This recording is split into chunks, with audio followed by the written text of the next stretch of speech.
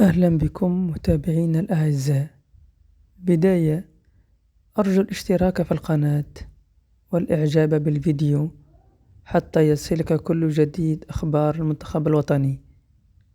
قرر الناخب الوطني فلاديمير بيتكوفيتش تسريح اللاعبين يوسف بلايلي وأمين توغاي من تربص المنتخب الوطني بسيدي موسى، وجاء هذا القرار استجابة لطلب نادي الترجي التونسي بإعفاء يوسف بلايلي وتوغاي من أجل المشاركة في كأس العالم للأندية بأمريكا.